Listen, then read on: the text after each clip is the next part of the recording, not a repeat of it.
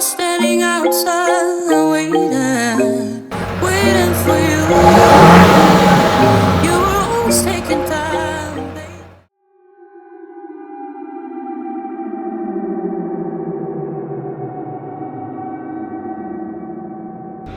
What's up and good morning everyone. Welcome back to the channel. I know I've been kind of MIA for a little bit and a lot of shit has happened. It's been crazy, it's been wild, a lot of bad news, probably no good news. It's just what it is. Let me fill you in. I know it's been gone, I've been gone for about 2 weeks or so. I posted a video a couple days ago that was an old video kind of. Had some family issues come up. I had to go back home to the East Coast. Use that as an opportunity to take a break and kind of just relax for a little bit. But in the meantime, I have been working around the shop and I wasn't sure if I was gonna make a video, but I ended up learning a really valuable lesson. And that's what this channel is all about, is teaching you Duramax things, teaching you truck things, just life lessons, I guess. So this is gonna be a little bit more of an informative video, not too much work, not too much anything cool. Just take this as a lesson learned, I guess, and yeah, I guess that's it.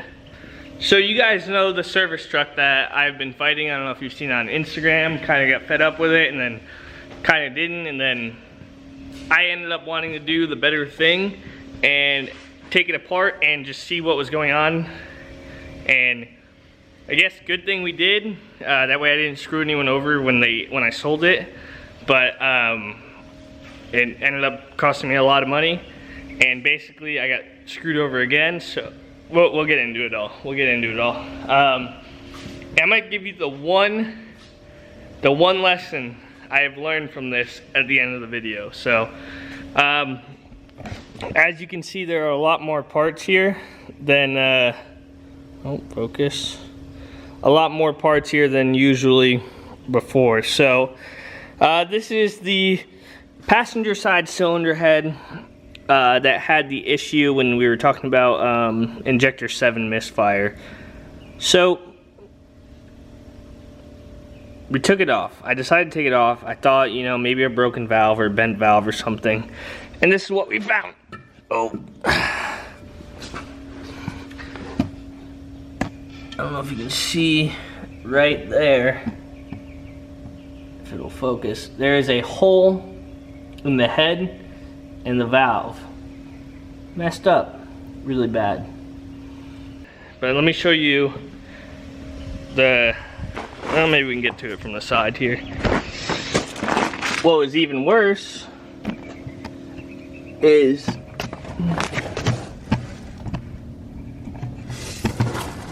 just let it focus again. Come on, thing. Focus. You can see all the scoring and the melted piston in there. See how it's all beat up and kind of disformed and all really just nasty and melted down.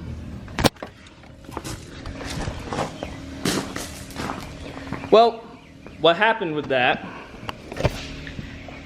and why we're here today is, let me see if I can find one. I've already replaced it, but a glow plug tip. The glow plug tip broke off. Pulled it out of the head, about that much of it was gone from here up, this whole thing pretty much. And it was gone.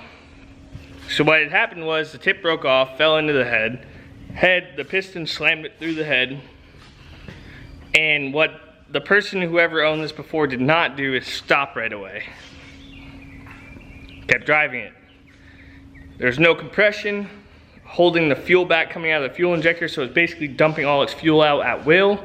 Because I'm not a fuel injector expert, but my guess is that they use compression to kind of counteract how much fuel is coming out, because, you know, two forces on each other, whatever. So, and that's why we're getting all the messed up readings, because it was dumping like all of its fuel stealing all the fuel from anyone. So what ended up happening is it got super hot. Melted the piston. Well, no big deal. I didn't think anything of it. He said, you know what? I'll get another motor. I have plenty of trucks, I have motors, I have whatever. So, I had another complete California emissions LB7 at my house. And, you know, we pulled it out of the truck and everything, got it over to the shop. Then we went to check it out. And, yeah, we couldn't get the motor to turn over all the way. So I'm like, okay. I'd poured some oil in the cylinders and stuff to kind of clean it up. So maybe it's just getting stuck on some oil.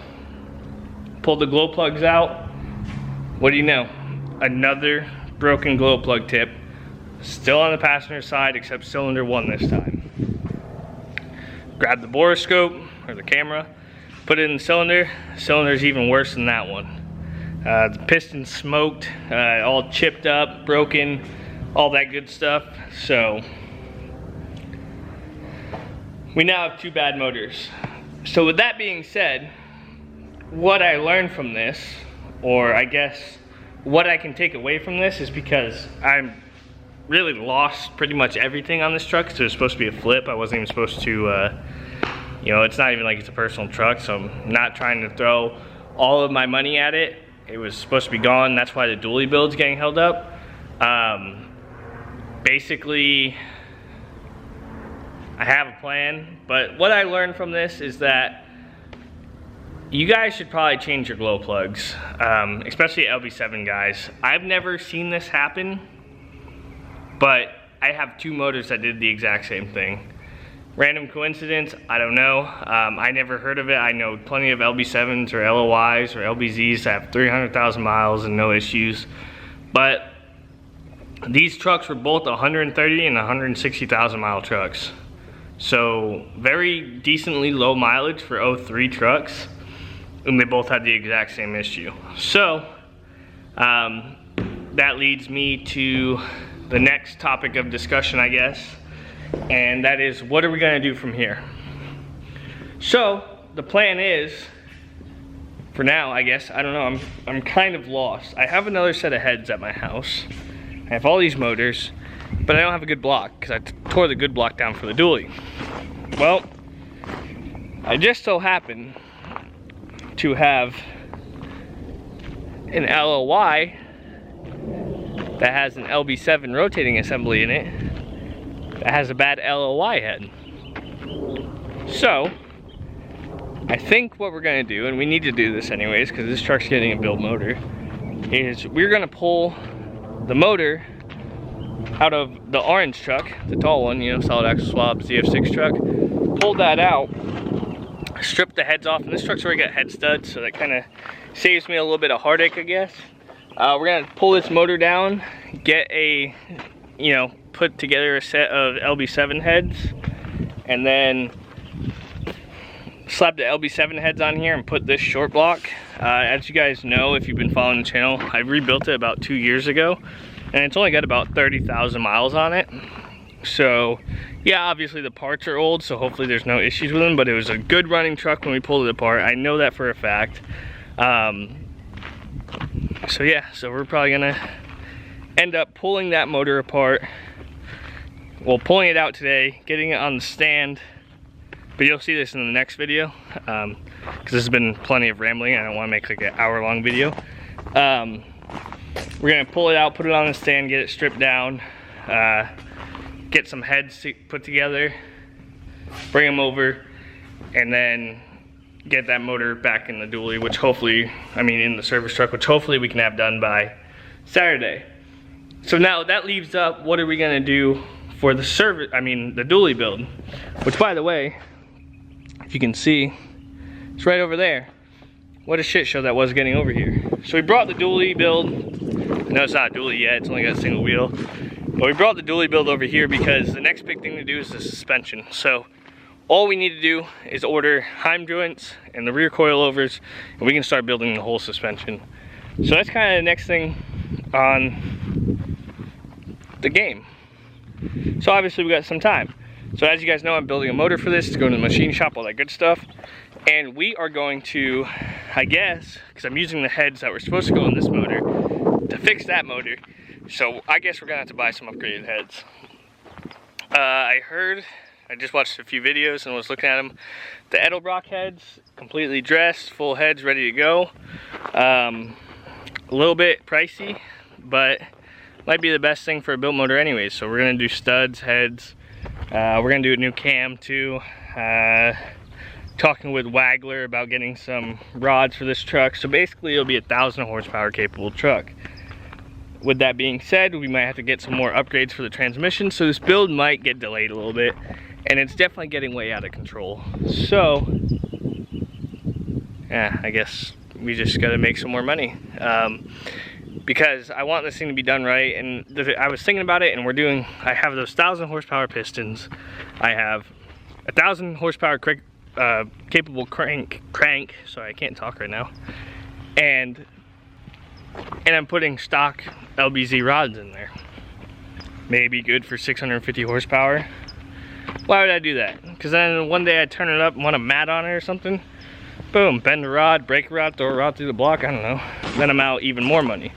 So why not just take the time, do it the right way, get rods for a decent price that are good for 1,000 horsepower, run the truck at a max of 800 and call it a day. You don't need more than 800 horsepower, especially towing, you know, so. I think that's where we're at on everything. I know this video was a lot of talking, but I felt like I needed to update you guys. I know there's a lot of new subscribers, so it's been a little bit of rough patch around here lately, especially with all the virus and stuff, just trying to get everything situated. But people are liking some of the metal work we're doing. We got the grill inserts that you guys have seen. We got some track bar tabs here that we're making, so just stay tuned, follow the Instagram, make sure you're paying attention to what's going on. And if you're new here, hit that subscribe button, hit the little bell, and stay tuned, because we got a whole world of motors and builds and stuff going on now. So that's gonna do it for today, guys. Check out the next video to watch us pull the motor out and tear it down. And yeah, thank you guys for tuning in, and I hope you enjoyed, and we'll see you later. I'm out.